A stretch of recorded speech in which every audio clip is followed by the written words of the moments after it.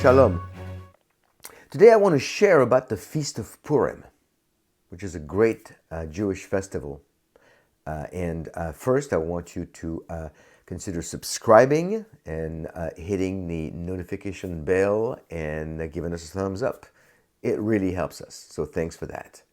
Another way to look at it is Purim, don't mess with the God of Israel. Now, Wednesday, March 16, 2022, marks the celebration of the Feast of Purim, also known as the Feast of Esther. At this joyous feast, Jewish people gather to recall God's protection in days of old. Special foods are consumed. People dress up and read the Megillat Esther, or Scroll of Esther, in the synagogue, where a lot of noise is made at the calling of the names of the three main protagonists, Mordecai, Esther, and Haman. Additionally, gifts are exchanged as well as donations made to charity.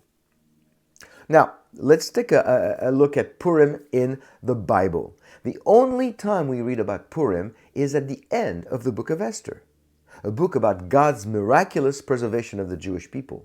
Even though this is the only book of the Bible where God is never mentioned by name. You cannot find the name of God in that Bible, in that book. This did not prevent God from orchestrating an incredible story of survival, redemption, and blessing, albeit behind the scenes.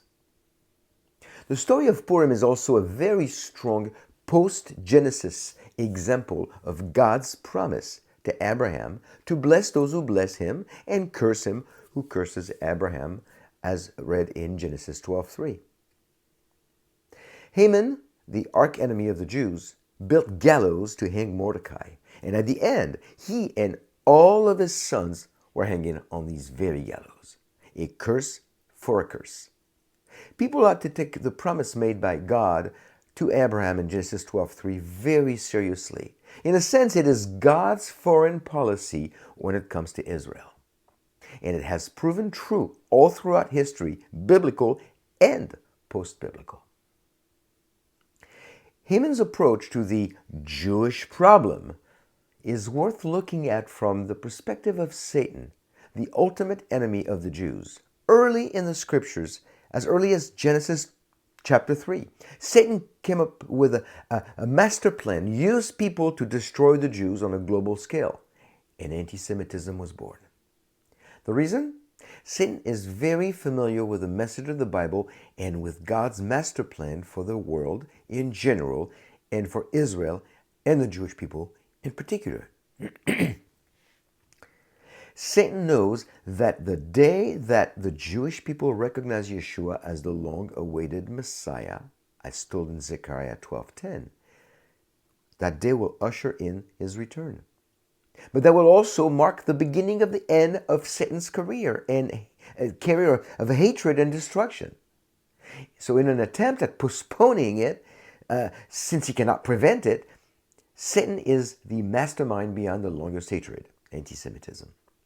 He is the creator of anti-Semitism, and he continually subcontracts his hatred against the Jews to various people groups through the ages, making the most irrational thoughts, words, and deeds appear very rational to those who listen to him.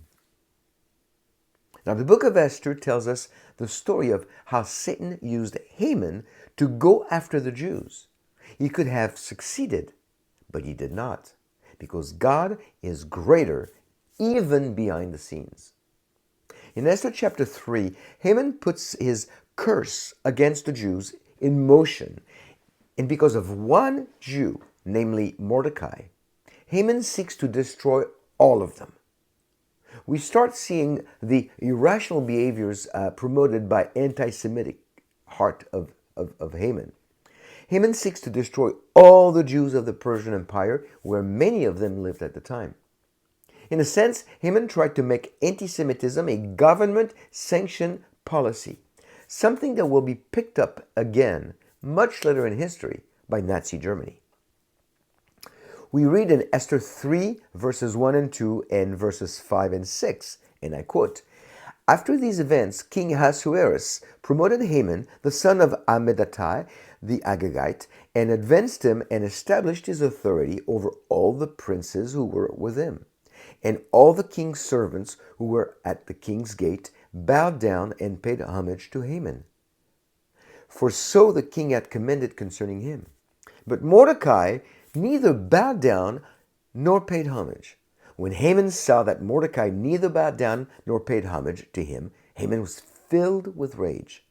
But he disdained to lay hands on Mordecai alone, for they had told him who the people of Mordecai were. Therefore Haman sought to destroy all the Jews, the people of Mordecai, who were throughout the whole kingdom of Ahasuerus. Close quote. Furthermore, in verse 8, Haman proceeds to give the reason why the Jews are not wanted. Wanted in Ahasuerus' kingdom.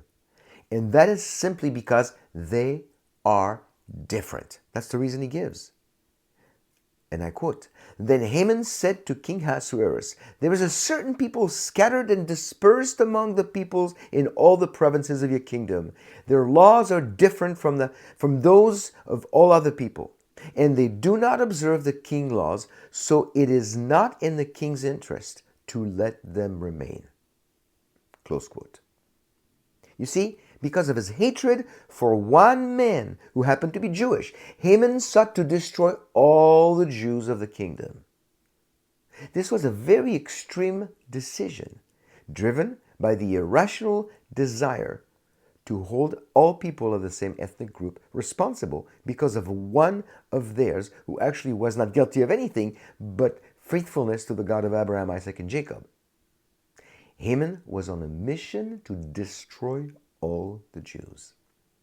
However, he also realized that his endeavor would require some logistical finesse. So in Esther 3, 9 through 13, we read that he asked the king to issue a decree for the destruction of the Jewish people, knowing that a royal decree cannot be canceled or ignored. Not only did he ask for the decree, but he also committed to financing the whole project out of his own wealth. And I quote, "If it is pleasing to the king, let it be decreed that they be destroyed, and I will pay 10,000 talents of silver into the hands of those who carry on the king's business." And letters were sent by couriers to all the king's provinces to destroy, to kill, and to annihilate all the Jews, both young and old, women and children, in one day, the 13th day of the 12th month, which is the month Adar, and to seize their possessions as plunder. Close quote. While it might not be obvious at first glance, the process by which Haman sought to annihilate the Jews within his reach and the one used by Hitler and the Nazi regime have many similarities. There's nothing new under the sun. Consider the parallels between Haman and Hitler in these 5 points. 1. One man's jealousy led to uncontrolled hatred. That's Esther 3:5. In Esther 3:6 and 3:13, targeted hatred became global hatred. In Esther 3:8, hatred was apparently caused because of nonconformity. In Esther 3:9 through 13, attempted annihilation of the Jews was structured and organized. And in Esther 3:9 and 4:7, funds were spent and financial wealth was provided for the perpetrators. Fast forward to the 30s and the 40s and see how Hitler developed his well-organized factory of death against the Jewish people. Now, Purim in the 1940s, there's something interesting that took place at that time. Soon after coming to power, Hitler quickly banned the celebration of Jewish festivals, including Purim. In a speech delivered the day after Kristallnacht in November 1938, Julius Streicher, who was Hitler's director of the Central Committee for the Defense Against Jewish Atrocity and Boycott Propaganda, well, what a title, Julius Streicher declared that since the Jews killed 75,000 Persians in the days of Esther, the same fate could befall the German people, and so the Jews had to be stopped. Streicher was also the publisher of the virulently anti-Semitic newspaper known as Der Stürmer. After the war, he was never accused of any actions or orders against the Jews, but for thoughts and words published in this newspaper, Der Stürmer. And as a result, he was convicted of crimes against humanity and sentenced to death. The Nuremberg Military Tribunal declared, and I quote, Streicher's incitement of murder and extermination at the time when Jews in the East were being killed under the most horrible conditions clearly constitutes persecution on political and racial grounds in connection with war crimes as defined by the Charter and constitutes a crime against humanity, close quote. Again, the curse for curse biblical principle was applied to Streicher, who on October 16, 1946, was executed on the gallows at the end of the Nuremberg trials. Streicher's final words before he was let down into the gallows trapdoor was Purim Fest 1946, as his final claim that the Jews were out to get him.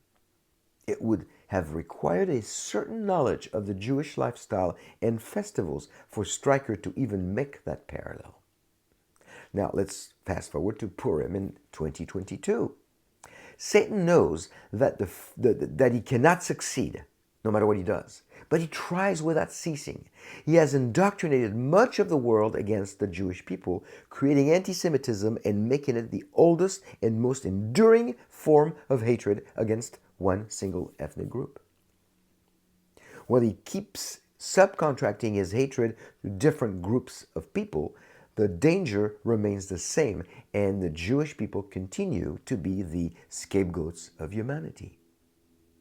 The same approach used in biblical days and during Hitler's reign is used today by historical revisionists, Holocaust deniers, BDS promoters, Christian Palestinianism proponents, and all other enemies of Israel and the Jewish people. Unfortunately, Satan has even been able to infiltrate and indoctrinate some of the church. If all these groups had their way, Israel would be erased from the map and the Jewish people completely eradicated from existence and from history. But, friends, in a very Purim-esque ending, the Jewish people will continue to flourish as promised by God Himself in His Word, especially in Jeremiah 31, 35 through 37.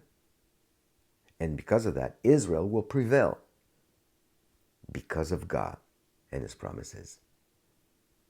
Jeremiah 31, 35 through 37, and I quote, Thus says the Lord who gives the sun for light by day and the fixed order of the moon and the stars for light by night, who stirs up the sea so that the waves roar, the Lord of hosts is His name. If this fixed order departs from before me, declares the Lord, then shall the offspring of Israel cease from being a nation before me forever.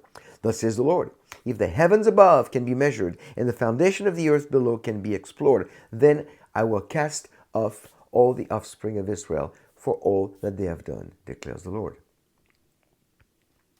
Close quote. Be it during biblical times, during the 1930s and 1940s, or even today, through thick and thin, God has always had Israel in the palm of His hand. Even though He was absent by name in the book of Esther, and it felt more like the eclipse of God during the Holocaust, He never reneged on His promises.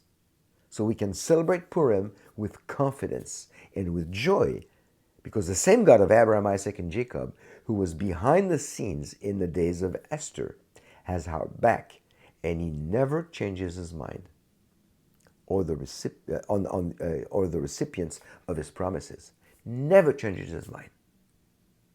So, friends, I'm saying to you, Chag Purim Sameach. Happy celebrating of Purim, and be blessed. Shalom.